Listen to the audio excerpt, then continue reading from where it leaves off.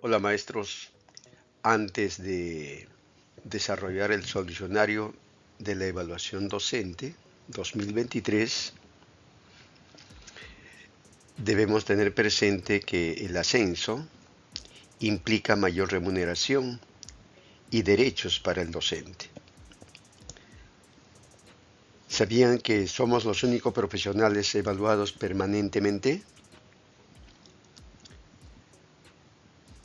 Tenemos una deuda social al magisterio que nos deben y para lo cual tenemos que luchar juntos. Falta aún la reglamentación para que esto se efectivice. No podemos, en este caso, ser ajenos a la realidad económica, política y social. Estamos viviendo una dictadura corrupta e incompetente, que tiene una desaprobación de más del 90%, que está gobernando de la mano con la ultraderecha, que tomó el control absoluto del Poder Ejecutivo, del Congreso, del Tribunal Constitucional, Poder Judicial y otros. Esta fiesta patrias 2023 aprovecho la oportunidad para expresar mis saludos a todos los compatriotas que están protestando y luchando en las calles para recuperar la democracia y para que respondan los responsables de los asesinatos de más de 49 compatriotas y miles de heridos que fueron con disparos de armas letales, conforme el informe de la Comisión Interamericana de Derechos Humanos. Bien, comencemos maestros. Es un acto de reflexión que hicimos para efectos de que no solamente es eh, preocuparnos en los exámenes, también debemos ser holísticos en nuestra interpretación de la realidad peruana. Comencemos. Evaluación Minedu Docente 2023.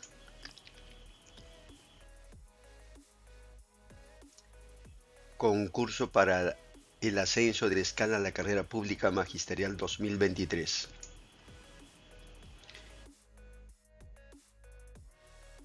Matemática, educación básica regular secundaria.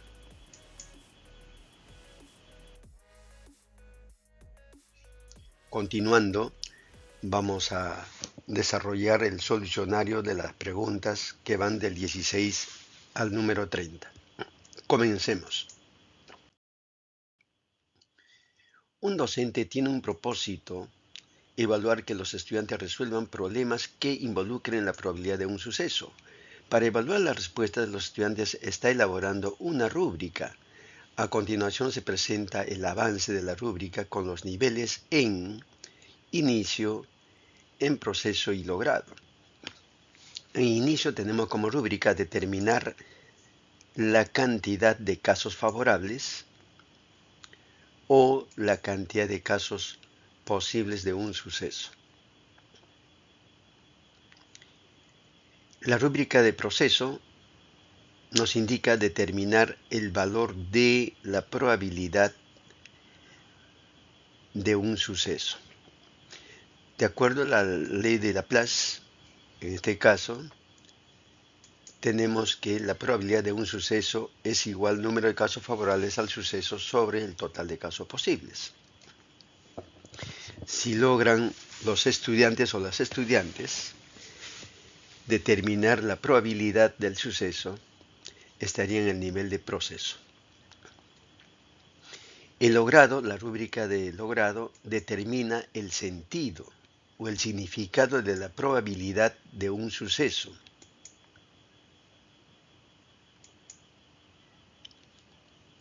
La interrogante que nos plantean es: ¿cuál de las siguientes descripciones es adecuada para el nivel destacado? Alternativa A: determina el sentido o el significado de la probabilidad de un suceso utilizando representaciones gráficas. Esto no nos refleja, este es nivel D, así como esta es proceso. B. Determina el sentido o el significado de la probabilidad de un suceso a partir de hallar sus casos favorables y posibles. Esto es un nivel de proceso. C. Determina el sentido o el significado de la probabilidad de un suceso y lo compara con la probabilidad de otro suceso. Acá es la respuesta. En este caso, los estudiantes o las estudiantes ya tienen un nivel de interpretación y de análisis al hacer comparaciones. Así que determina el sentido o el significado de la probabilidad de un suceso y lo compara con la probabilidad de otro suceso.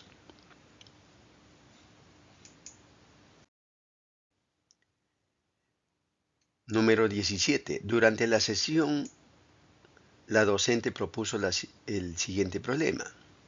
Antonia coloca en una bolsa papelitos iguales numerados del 2 al 10 y extrae uno de los papelitos sin mirar. ¿Cuál es la probabilidad de que el papelito contenga un número primo? ¿Qué significado tiene este valor? Al respecto, una estudiante dio la siguiente respuesta. Los casos favorables son 2, 3, 5 y 7. Acá identifica, en este caso, los números primos, que van de 2 a 10.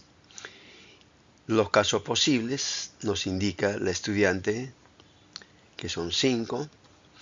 Entonces la probabilidad es concluye, en este caso es casos favorables 4 sobre los casos posibles que ella considera que es 0,8. Multiplica por 100 y concluye que el valor significa que la probabilidad de extraer un número primo es de 80%. Veamos en este caso los casos favorables números primos 2, 3, 5 y 7, que van del 2 al 10. Identificó correctamente el total de casos posibles. Como son papelitos numerados del 2 al 10, del 2 al 10 hay 9 números y no como indica la estudiante o el estudiante, la probabilidad que sea número primo es el número, de acuerdo a Laplace, número de casos favorables 4 sobre el total de casos posibles 9. Multiplicando por 100 tenemos 44%. La pregunta es, ¿qué nivel de logro corresponde a la respuesta del estudiante? Dado que no identifica los casos posibles, está en el nivel de inicio.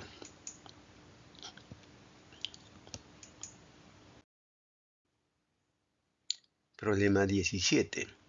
Un docente presenta a los estudiantes dos gráficos de barras, en los cuales se presentan las masas en kilogramos de 30 estudiantes que fueron tomadas primero en abril y luego en agosto. Tenemos la primera gráfica correspondiente a las masas de estudiantes del mes de abril y la segunda gráfica estadística corresponde a las masas de estudiantes del mes de agosto.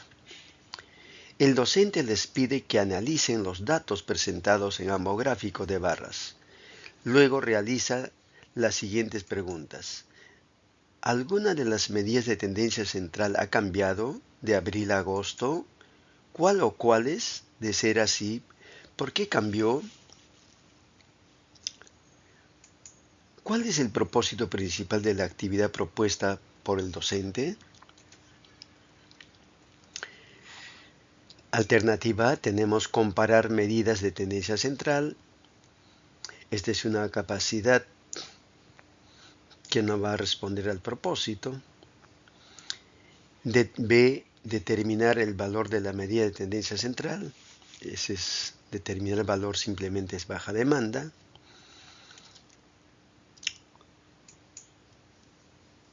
Veamos en este caso las frecuencias.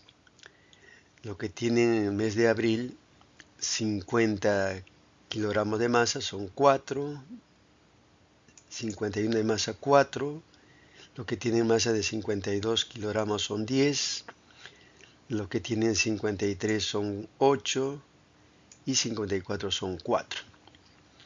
Veamos ahora el gráfico de barras del mes de agosto. Los que tienen 50 de masa son 4, los que tienen 51 son 6, se incrementó en 6, en 2 estudiantes. Y los que tienen 52 se mantiene 10 estudiantes. Los que tienen 53, de lo que eran 8 en abril, ahora son 6, disminuyó. Y los que tienen 54 se mantienen 4. ¿Cuál es el propósito principal? En este caso, para esto, la alternativa es la C. ¿Por qué no es la A? Porque comparar, acá no vamos, el propósito no es comparar. Medidas de tendencia central, como le dije, es de baja demanda cognitiva. B, determinar el valor de las medidas de tendencia central, es puramente cálculo. C es la alternativa, el propósito principal es explicar la variación de las medidas de tendencia central a partir de la comparación de datos presentados en ambos gráficos estadísticos. Pregunta 19. Un docente tiene como propósito que los estudiantes desarrollen autonomía sobre su aprendizaje de las medidas de posición. ¿Cuál de las siguientes acciones pedagógicas es más pertinente para ello? ¿Cuál de las acciones pedagógicas es más adecuado, es más apropiado que el docente debe realizar? Pedirles que indaguen sobre las situaciones en las que son útiles las medidas de posición. Esta es la clave. Autonomía, indaguen sobre situaciones en las que son útiles las medidas de posición. La alternativa B, pedirles que dialoguen, no va a desarrollar la autonomía. C, pedirles que busquen situaciones en las que se ha resuelto empleando medidas de posición como cuartiles, que son los más conocidos. Tampoco no es pertinente. En este caso, la alternativa va a ser la A. Pedirles que indaguen sobre situaciones en las que son útiles las medidas de posición, luego solicitarles que conversen sobre las dificultades que tuvieron para comprender estas medidas de posición, finalmente monitorear el trabajo de elaboración de estrategias para superar dichas dificultades. Pregunta 20.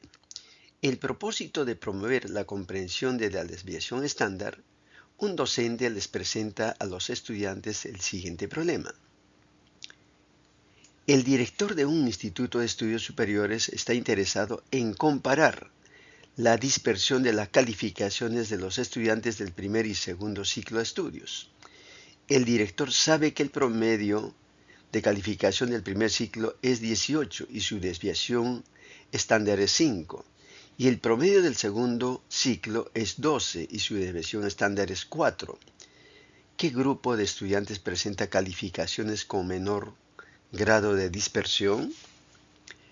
Ante esto, un estudiante realiza el siguiente comentario. Al comparar las desviaciones estándar, como 4 es menor que 5, entonces las calificaciones del grupo de estudiantes del segundo ciclo presentan menor dispersión. El docente nota que el estudiante incurre en el error de comparar la desviación estándar sin tomar en cuenta los promedios, esta es clave, de las calificaciones de cada grupo de estudiantes. ¿Cuál de los siguientes grupos de preguntas es más pertinente, es más adecuado, más apropiado para retroalimentar a la estudiante?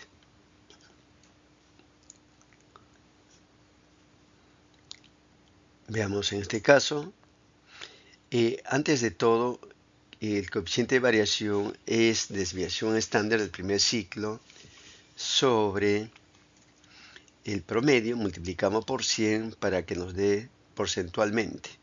Del primer ciclo, en este caso tenemos desviación estándar 5, promedio son 18, resultante, en este caso, el grado de dispersión del primer ciclo es 27,78%. Veamos el coeficiente de variación del segundo ciclo. Es la desviación estándar del segundo ciclo sobre el promedio de las calificaciones, en este caso del segundo ciclo. Multiplicamos por 100 y tenemos en este caso desviación estándar 4 sobre el promedio, que es 12 por 100, y nos resulta ser el grado de dispersión 33,33%. Para hacer el análisis y hacer el grado comparativo del grado de dispersión que tienen dos grupos de datos, en este caso tenemos que aplicar el coeficiente de variación. Por lo tanto, las preguntas que se va a plantear a las estudiantes para retroalimentar tienen que estar en esta dirección. Por lo que la alternativa es la A. Las preguntas para retroalimentar serían: ¿qué porcentajes representan las desviaciones estándar respecto a sus promedios? ¿Qué notas al comparar estos porcentajes? ¿Qué notas al comparar estos porcentajes? ¿Es conveniente considerar también los promedios en la comparación? Porque ya dimos las sustentaciones del caso, por tanto, la alternativa es la A, para hacer una retroalimentación pertinente. Pregunta 21. Un docente tiene como propósito que los estudiantes calculen y comparen la probabilidad de diferentes sucesos. Para ello plantea la siguiente tarea. 3 cajas contienen bolas negras y blancas. Si se extrae una bola de cada caja, la interrogante que plantea es: ¿en qué caso hay mayor probabilidad de obtener una bola blanca al primer intento? En este caso, Fernando, un estudiante, observa a simple vista que en cada caja hay 3 bolas blancas, y Fernando, un estudiante, respondió: en los 3 casos hay igual probabilidad porque en total en todas las cajas hay exactamente 3 bolas blancas. ¿Cuál de las siguientes acciones es más pertinente, más adecuado, más apropiado para brindar una adecuada retroalimentación al estudiante, de modo que reflexione acerca de su concepción errónea? En este caso, lo que tenemos que hacer es, en nuestra mediación, hay que plantearle ciertas interrogantes para que el estudiante se dé cuenta, ¿no?, cuántas bolas hay en cada caja, que cuenten, ¿no? Y así, una vez determinada la cantidad de bolas blancas y el total de bolas, podrá determinar en este caso la probabilidad. Por ejemplo, la probabilidad que hay en bola blanca es 3 bolas blancas sobre el total, que es 6. La probabilidad de la caja B de extraer una bola blanca es la cantidad de bolas blancas, que es 3 sobre 7. La probabilidad de extraer una bola blanca de la caja C es la cantidad de bolas blancas, que es 3 sobre el total de bolas, en este caso, que es 8. Con esto, en este caso, haciendo todas estas situaciones, el estudiante se dará cuenta. Por lo tanto, la retroalimentación más adecuada y pertinente es pedirle que cuente las bolas blancas, las bolas negras y la cantidad total de bolas en cada caja. Luego preguntarle, en las cajas, ¿hay la misma cantidad de bolas blancas? Estudiante responderá que sí. Otra interrogante, ¿hay la misma cantidad de total de bolas? Y se dará cuenta que no es así. ¿Será lo mismo tener 3 bolas, 3 opciones de 6, que 3 de 7 o tener 3 de 8? Esto afectará el valor de la probabilidad en cada caso. ¿Y por qué?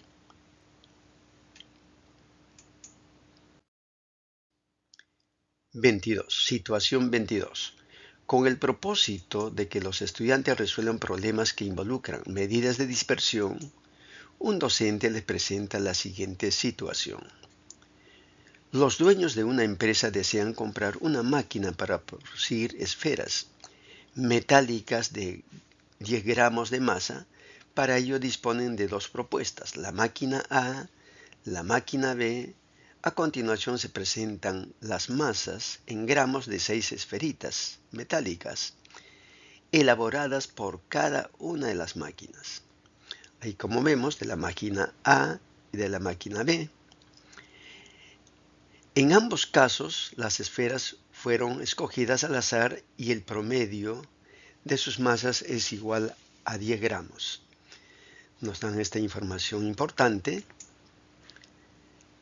en este caso, que el promedio, en este caso de las masas de la máquina A, es 10 y de la máquina B también es 10. A partir de esta situación planteada, el docente ha propuesto 3 tareas. ¿Cuál de ellas es de mayor demanda cognitiva? A. Calcular la desviación estándar. Eso de calcular es de baja demanda cognitiva. C. Describir las características de las masas de las esferas. Describir es meramente descriptivo. La masa adecuada, en este caso, la que permite la mayor demanda cognitiva, sería la B. Explicar cuál de las 2 máquinas es la mejor opción de compra, considerando la precisión de estas en la producción de las esferas. 23. Un docente tiene como propósito promover en los estudiantes de primer grado el desarrollo de la noción de aleatoriedad y de determinismo. Para ello debe proponer una actividad inicial que ellos desarrollarán en equipos. ¿Cuál de las siguientes actividades es pertinente, apropiado o más adecuado para que el docente logre su propósito? Alternativa A, entregarles una moneda, pedirles que lancen. En este caso, con esto no va a haber determinismo, solamente va a ser una sucesión de experimentos aleatorios. B, explicarles que los experimentos que tienen resultados predecibles son llamados deterministas y los no predecibles aleatorios. Acá el docente no tiene que explicar, sino que toda la actividad debe estar centrado en el estudiante. Por lo que se proporcionará un dado que va a implicar experimento aleatorio de lanzar el dado, cuantas veces se desee, y podemos proporcionarle una bolsa donde en ella estén 3 bolas rojas, como se indica, y a partir de ahí invitar a que los estudiantes o las estudiantes extraigan de la bolsa oscura, en este caso, una bola, y estarán frente a una experiencia, en este caso, determinística, por lo que la alternativa es la C. Entregarles un dado y una bolsa oscura con 3 bolas rojas indicarles que deben predecir los resultados antes de lanzar el dado y de extraer al azar una bola de la bolsa. Preguntarles si acertaron en sus predicciones y que digan por qué. Pedirles que repitan cada experimento una cantidad de veces, en este caso 10 veces. 24. En una caja vacía se ha colocado 4 bolas blancas y 3 bolas negras, todas del mismo tamaño, peso y textura. ¿Cuál de las siguientes acciones se debe realizar para que la probabilidad de extraer una bola negra de la caja al azar sea 3/5? Veamos en este caso la probabilidad inicial de extraer una bola negra. Va a ser igual la cantidad de bolas negras, 3, sobre el total de bolas, que es 7, según Laplace. Probabilidad clásica. Y debe resultar la probabilidad finalmente de extraer una bola negra igual a 3/5. La cantidad de bolas negras se mantiene constante 3 y ha disminuido el total de caso posible de bolas en 2, y eso corresponde a las bolas de otro color. Por tanto, la respuesta es la B. Retirar de la caja 2 bolas blancas para que la probabilidad salga 3/5. 25. Un docente busca que los estudiantes desarrollen sus habilidades para investigar, y en este contexto el docente presenta la siguiente situación a los estudiantes. En un distrito con aproximadamente 500.000 habitantes se ubica una institución educativa a la que se puede acceder en transporte público, auto particular o a pie. En esta institución tiene alrededor de 1.500 estudiantes. Debido a los serios problemas con el tránsito vehicular, los directivos iniciaron un estudio para conocer qué medio de transporte usan los estudiantes al trasladarse al local escolar. Para ello se aplicó una encuesta a 220 estudiantes. En este caso, como el estudio está centrado en hacer el estudio en qué medio de transporte o qué medio de transporte utilizan los estudiantes de la institución educativa, la encuesta a 220 estudiantes viene a ser la muestra estadística. Y el total de estudiantes de la institución educativa vienen a ser, en este caso, el espacio muestral. Como la primera actividad, el docente pidió a los estudiantes que identifiquen la población objeto de estudio. ¿Quién respondió correctamente? A ver, maestros, les invito que antes de ir viendo el desarrollo o el solucionario, tengan a bien de hacer pausa y respondan la pregunta para que puedan verificar y contrastar sus resultados. Por tanto, la alternativa es la B. Alondra dijo, es el total de estudiantes de la institución educativa, es decir, 1.500 personas. Esa viene a ser el total del espacio muestral. Muy bien, en este caso, continuando. Alondra dijo, es el total de estudiantes de la institución educativa, es decir, 1.500 personas. Situación 26. Dina, Raúl y Catalina estudian en un mismo instituto superior. Los estudiantes en este instituto rindieron una evaluación de progreso. Las notas se calculan en una escala de 0 a 1.000 puntos. Además, se sabe que el primer cuartil de notas es 450 puntos. El segundo cuartil es 680 puntos y el tercer cuartil 800 puntos. Teniendo en cuenta esta información, ¿cuál de las siguientes afirmaciones es verdadera? Ahí tenemos las tres alternativas. Nos ubicamos, vamos a ubicar los tres cuartiles. Los cuartiles sabemos, los 3 cuartiles dividen el conjunto de datos en 4 partes: cuartil 1, cuartil 2 y cuartil 3. El cuartil 1 nos dan como dato que es 450 puntos, cuartil 2, 680 puntos y cuartil 3, 800. Empecemos, en este caso, con la alternativa C.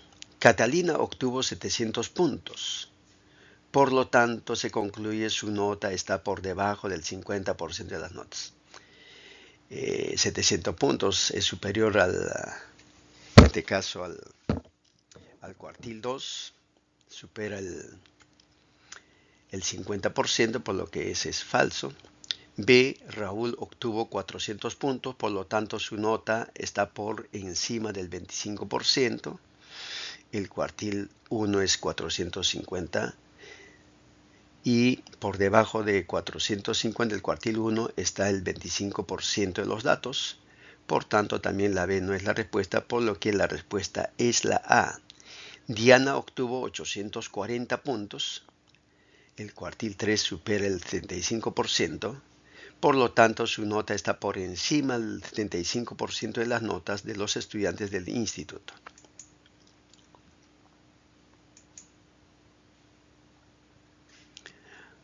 Continuando. Un docente tiene como propósito que los estudiantes determinen las medidas de tendencia central.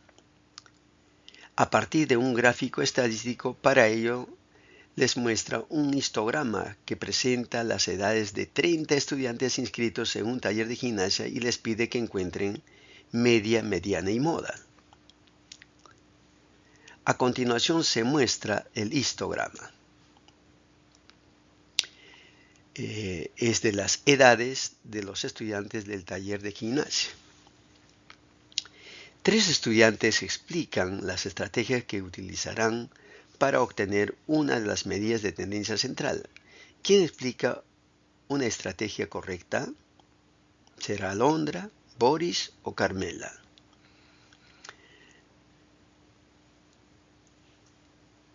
Alondra dice: para la moda identificaré la barra de histograma que señale la mayor cantidad de estudiantes,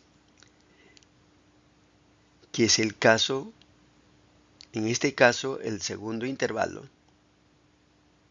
Hasta ahí va bien. Luego tomaré como moda la mayor edad de este intervalo, es decir, al límite superior. Esta no es correcta. Y C, Carmela dice: para la mediana determinaré el valor central de los valores consignados en el eje horizontal 5, 7, 9, 3, 11 y 13.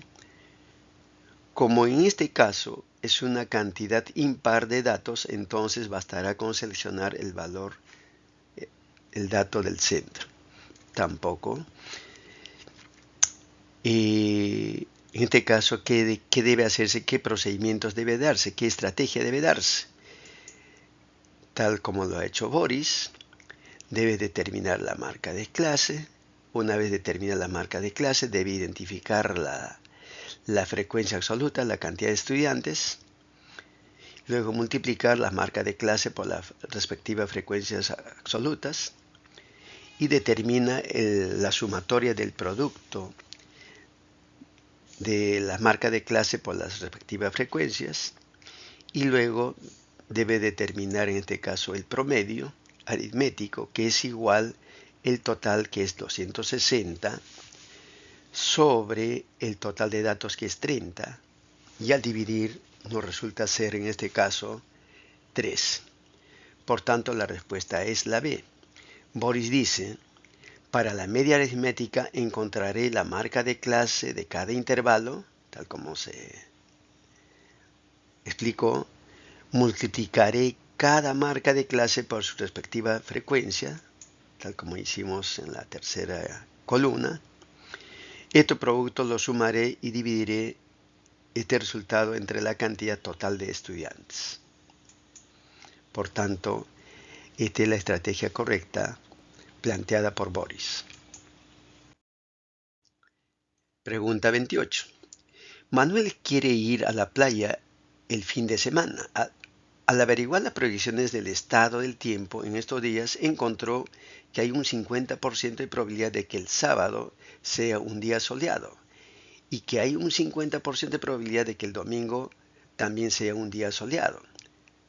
Además, se sabe que estos dos eventos son independientes. Si Manuel considera ir a la playa ambos días, subrayo, o sea, los 2 días consecutivos, ¿cuál es la probabilidad de que el sábado y el domingo sean días soleados? Bien, para efectos de situación didáctica, simplemente hacemos el diagrama del árbol. El sábado vamos a tener un día soleado o en su defecto un día no soleado. Que sea un día soleado, la probabilidad es un medio, y la probabilidad que no sea día no soleado también es un medio. Y la probabilidad total nos da 1. El domingo, que sea día soleado, también es un medio. ¿Y cuál es la probabilidad que ambos días sea soleado? En este caso, ¿cuál es la probabilidad de que el sábado y el domingo sean días soleados? Que sea soleado el día sábado y que sea soleado el día domingo, y significa aplicar el principio multiplicativo.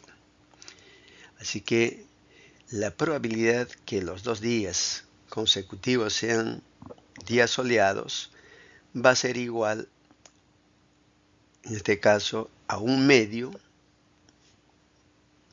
por un medio también del día domingo, y esto nos resulta ser un cuarto. Y un cuarto nos representa el 25%.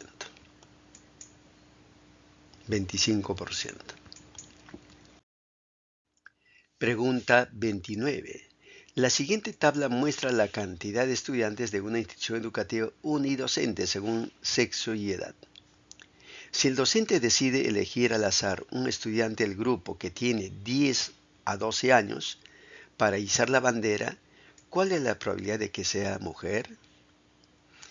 Así que el docente decide elegir del grupo de estudiantes de 10 a 12 años de edad. De acuerdo al cuadro vemos que la cantidad de mujeres es 25 de este grupo y el total de personas es 40. Ahora, ¿cuál es la probabilidad de que sea mujer dado que es del grupo de estudiantes de 10 a 12 años? Bastará simplemente dividir la cantidad de mujeres del grupo, que son 25, sobre el total de estudiantes, que son 40, simplificando quinta quinta, 5 octavos. Por lo que la alternativa es la A. 30. Con el propósito de afianzar la comprensión sobre probabilidades, el docente les pide a los estudiantes que formulen problemas cuya resolución involucre la probabilidad de sucesos dependientes. 3 estudiantes presentan sus propuestas. ¿Cuál de las siguientes propuestas se ajusta al pedido del docente? Veamos, empecemos de la alternativa C. Al lanzar 3 veces un dado convencional, se obtuvo el número 2 en todos los casos. ¿Cuál es la probabilidad de que salga el número 2 en el cuarto lanzamiento? Ya sabemos que al lanzar los dados son de un experimento a otro, de un experimento aleatorio al otro, son en este caso sucesos independientes. B, al lanzar un dado convencional se obtuvo el número 1. Si se lanza el dado por segunda vez, el resultado al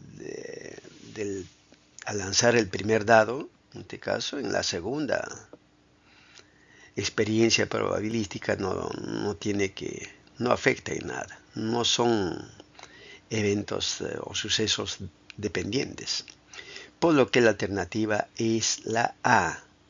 Al lanzar un dado convencional se obtuvo un número par. ¿Cuál es la probabilidad de que se haya obtenido el número par? Probabilidad condicional. Probabilidad que salga 6, dado que se sabe que es par, va a ser probabilidad que salga ambos, 6 y par, sobre probabilidad que salga par.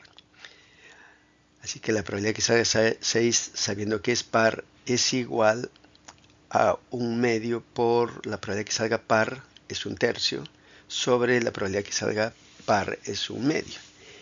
Y esto es un tercio. O simplemente es la probabilidad que salga 6 es 1 y la probabilidad que salga número par es 3. Por eso que la resultante es un tercio. Por lo que la alternativa es la A. Al lanzar un dado convencional se obtuvo un número par. ¿Cuál es la probabilidad de que se haya obtenido el número 6? La probabilidad de obtener el número 6 es 1 de los 6 casos posibles. Y la probabilidad de obtener un número par es 3 de los 6 casos posibles.